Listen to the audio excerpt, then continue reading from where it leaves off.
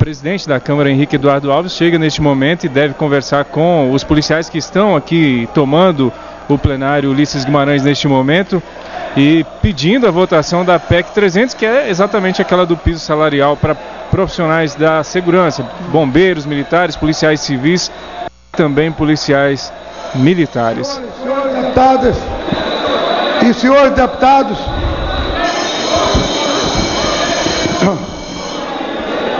eu quero aqui com a autoridade de presidente da Câmara dos Deputados declarar aos senhores parlamentares que hoje, e os que estão aqui estão me ouvindo e quero que ouçam, hoje de maneira respeitosa e democrática, eu me reuni com um grupo de representantes daqueles que lutam pela votação da PEC 300. Recebi-os no gabinete da presidência para assumir de forma séria, responsável, um compromisso. Pedi a eles de forma séria e responsável, e isto era reciprocamente, tanto da minha parte como da parte deles, um prazo para até o dia 16 de setembro encontrarmos.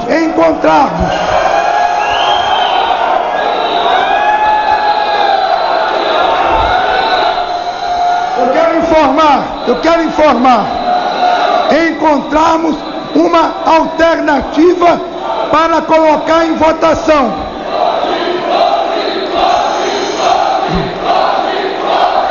Os manifestantes pedem a votação hoje da PEC 300 e vale lembrar que a votação de uma proposta como essa, que implica em mais em aumento de despesas também para estados, obviamente para os estados, há também a necessidade de concordância com os governadores. A gente segue acompanhando o presidente Henrique Eduardo Alves.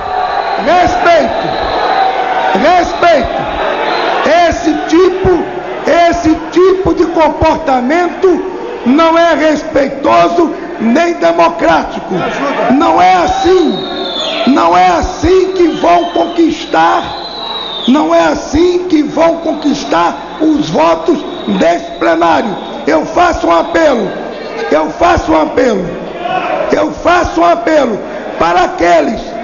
para aqueles que querem ver esta matéria votada, não o discurso fácil, demagógico ou irresponsável que não tem consequência, mas aqueles que querem ver esta matéria votada,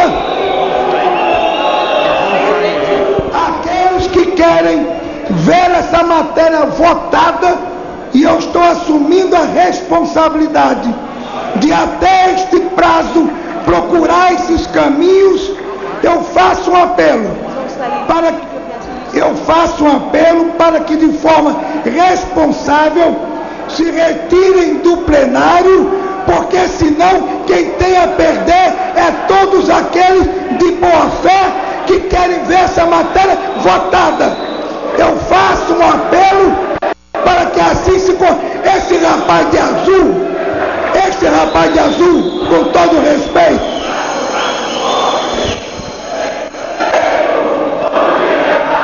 então, os manifestantes começam a entoar o hino nacional brasileiro, os que pedem a votação da PEC 300. Lembra que não são apenas eles, né? Tem gente que pede a manutenção do veto ao ato médico, Paulo Bittar. Exatamente, Carlos, o que eu ia dizer. Hoje é um dia de manifestações aqui dentro da Câmara inteira. Vieram manifestantes, representantes dos médicos querendo a derrubada dos vetos do ato médico, representantes de outras categorias da saúde querendo a manutenção dos vetos. Eles estão presentes aqui no plenário também. Os bombeiros e policiais militares estão aqui também. Aqueles que estiveram hoje na presidência da Câmara, é muito fácil invadir esse plenário, cantar o nacional e não ter consequência nenhuma. Eu estou falando aqueles que com responsabilidade querem ver essa matéria votada e aprovada nesta casa. Eu estou falando das pessoas sérias e responsáveis. Eu faço um apelo aos deputados que se dizem representantes da categoria, porque desse jeito eu não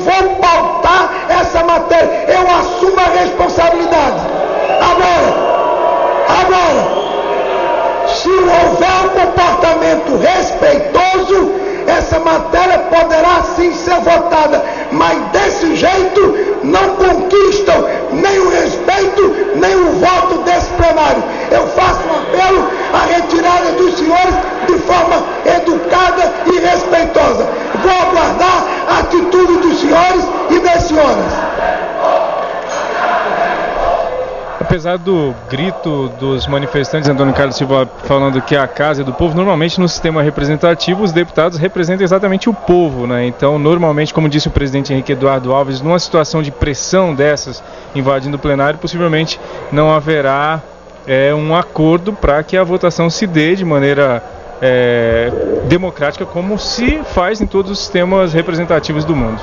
Até porque, Carlos, o presidente anunciou, e já está inclusive divulgado na página da Agência Câmara na internet e os meios de comunicação da casa, de que houve uma reunião, o presidente recebeu representantes do movimento, recebeu líderes partidários, conversaram e definiram a data, que é exatamente a data de 16 de setembro, que seria a data limite para a definição da data de votação da proposta desta PEC 300, que estabelece o piso salarial de policiais e bombeiros no país inteiro.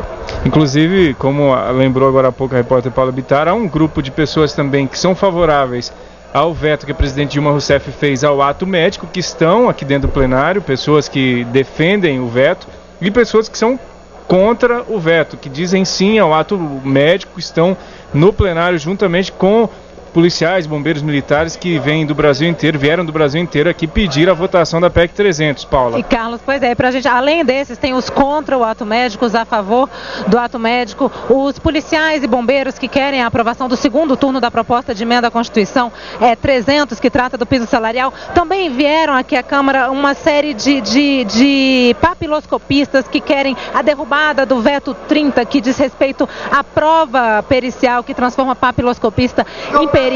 Vieram também produtores rurais que querem a derrubada de um veto que trata de negociação de dívidas, ou seja, hoje é um dia de muitas manifestações. A ação dos policiais vem acontecendo durante o dia todo na Câmara dos Deputados, houve manifestações aqui na entrada do plenário e nesse exato momento, há poucos instantes, então, foi que eles conseguiram entrar no plenário para reivindicar aqui dentro a data, a definição da votação desta proposta. E o presidente já fez seguidas vezes apelos para que os manifestantes deixem o plenário e que a sessão possa ser retomada para apreciação nesta sessão ordinária das medidas provisórias.